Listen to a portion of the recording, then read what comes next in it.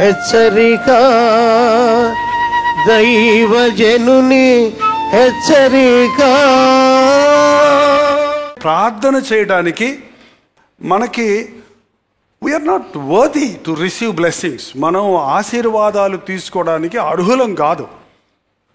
కేవలం దేవుని కృప. ఏం అధికారం ఉంది దేవుని దగ్గరికి వెళ్ళి నువ్వు అడగటానికి? నువ్వు ఆయన చెప్పినట్టు విన్నావా? ఆయన ఆశించిన స్థాయిలో ఉన్నావా? ఆయనకు విధేయులుగా ఉన్నామా?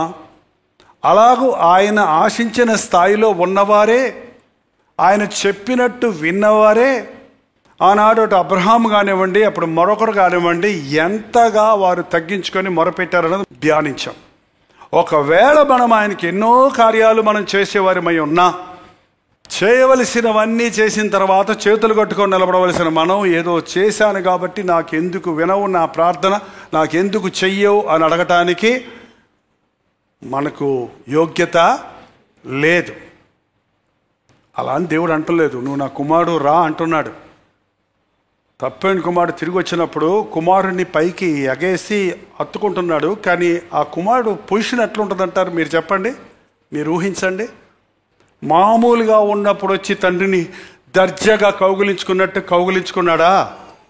తండ్రి మాత్రం అదే ప్రేమ. తండ్రి ప్రేమ మారదు, దేవుని ప్రేమ మారదు.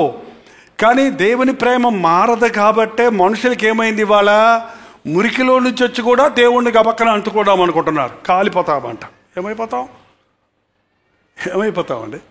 దేవుడు ఎప్పుడు ప్రేమిస్తున్నాడు. కానీ మనం ఆ విరిగి నలిగిన హృదయాన్ని కాపాడుకోకపోతే రెండో రోజు మళ్ళీ అలిగి వెళ్ళిపోయి ఉండేవాడు తమ్ముడు, ఆ యొక్క తప్పైన కుమారుడు.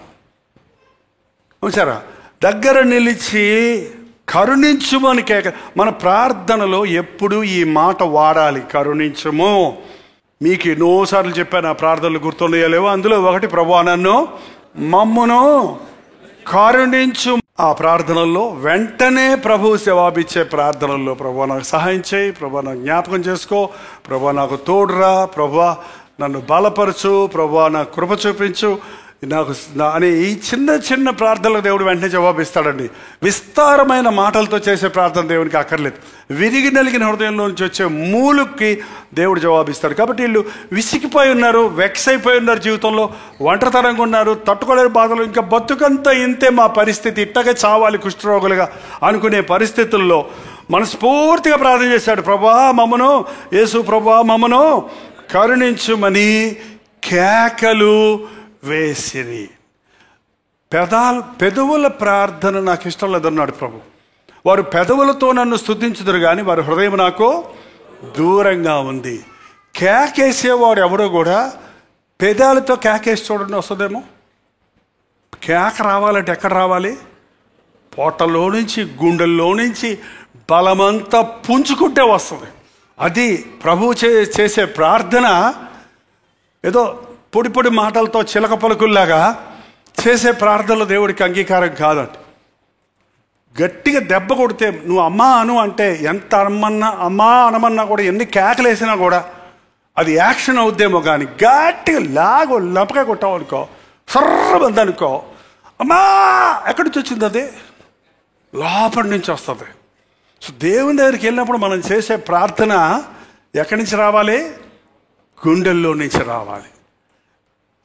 నీ హృదయంతో, పూర్ణ హృదయంతో, పూర్ణ ఆత్మతో, పూర్ణ బలముతో, నీ పూర్ణ శక్తితో దేవుణ్ణి ప్రేమించు, దేవునికి మొరపెట్టు.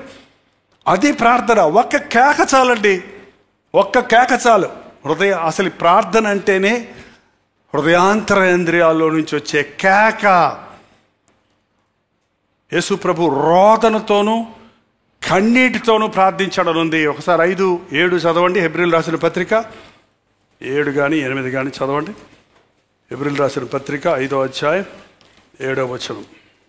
శరీరధారయున్న దినములలో మహారోదనతోనూ కన్నీళ్లతోనూ తను మరణము నుండి రక్షింపగలవానికి ప్రార్థనలు యాచనలు సమర్పించి భయభక్తులు కలిగి ఉన్నందున రోదనతో చేశాడు, వేదనతో చేశాడు, కన్నీటితో చేశాడు, కేకలు వేశాడు. రోదన అంటే పొలోమని కేకలు వేయటం.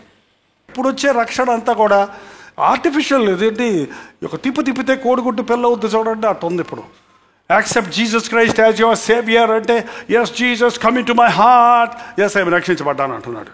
లోపల ఉన్నది కక్కలేదు, లోపల ఉన్న స్వభావం కొరకు పశ్చాత్తాపడలేదు, పాత స్వభావాన్ని విడిచిపెట్టలేదు. పాత విడిచిపెట్టకుండా కొత్త ధరిస్తే ఏం ప్రయోజనం? రెండు గబ్బు కొట్టవా?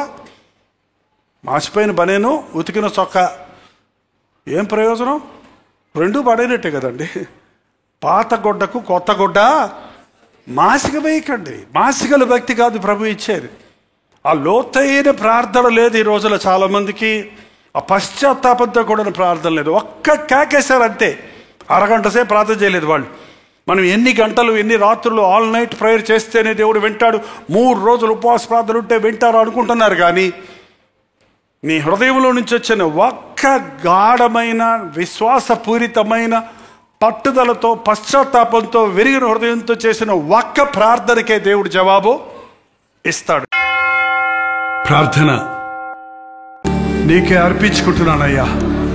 నా జీవితం నీ కొరకే, నా కుటుంబం నీ కొరకే, నా సమయం నీదే, నా దేహము నీదే, నా సంతానము నీదే, నా సంపాదన నీదే, నా సమస్తము నీకే అయ్యా.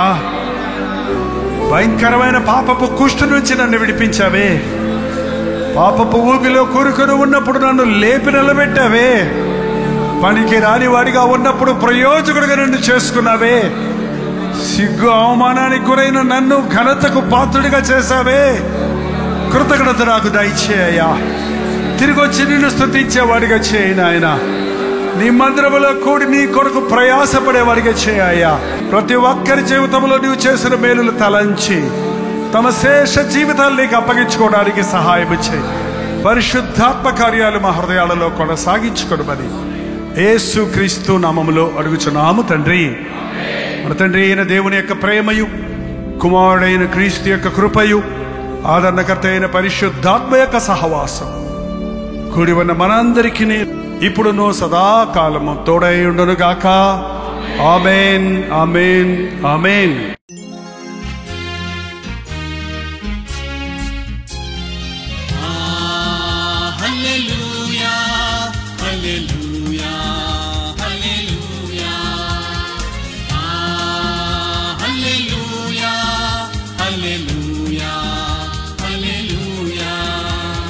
కలువరి ప్రేమే మధురం, కలువరి ప్రేమే మధురం, కలువరి ప్రేమే మధురం, కలువరి ప్రేమే మధురం. హల్లెలూయా, హల్లెలూయా, హల్లెలూయా, హల్లెలూయా, హల్లెలూయా, హల్లెలూయా.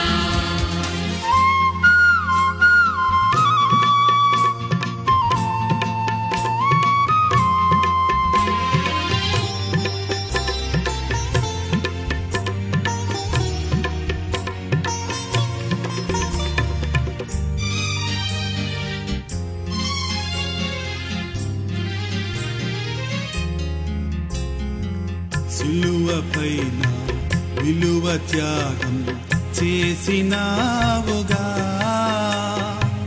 పాపినైనా నా కొరకు చిందించినావుగా, రుధిరం చిందించినావుగా.